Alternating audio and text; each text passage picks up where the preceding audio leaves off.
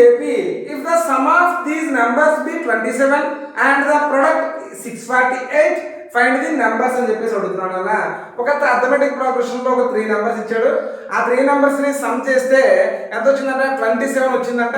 ఆ 3 నెంబర్ని మల్టిప్లై చేస్తే ఎంత వచ్చిందంటే 648 వచ్చిందంట. వాట్ ఈస్ దట్ నెంబర్స్ అని చెప్పేసి అడుగుతున్నాడు. సో అర్థమెటిక్ ప్రోగ్రెషన్ లో మనకి తెలిసిన కండిషన్ ఏంటన్నా, కామన్ డిఫరెన్స్ అనేది ఉండాలి. ఓకేనా?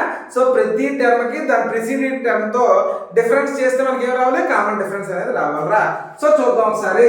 సో నేను ఆ డిఫరెన్స్ ఏమనుకున్నానంటే a minus D and A plus D అని చెప్పేసి తీసుకుంటాను రా ఈ 3 నెంబర్స్ ని. ఎందుకంటే ఏ మైనస్ డి అంటే మనకి ఏమవుతుందా? డి వస్తుంది. And A plus D minus A అంటే డి వస్తుంది అన్న. రైట్? కామన్ డిఫరెన్స్ అనేది వస్తుంది కనుక ఈ మూడింటిని సమ్ చేస్తే ఎంత వచ్చిందంటే 27 అనేది వచ్చిందన్న.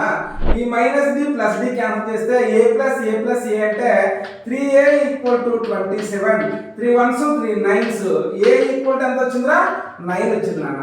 Next product of these 3 numbers అంటే a minus D into A plus D equal to ఎంత అన్నారా? 648 అని అన్నమాట. అంటే a minus D and A plus D అన్న.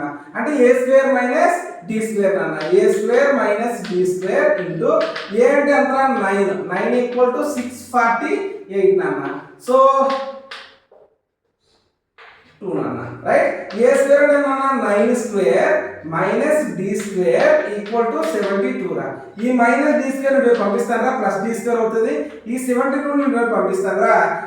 9 స్క్వేర్ అంటే 81 minus 72. Right? So D square equal to 81 minus 72 అన్న.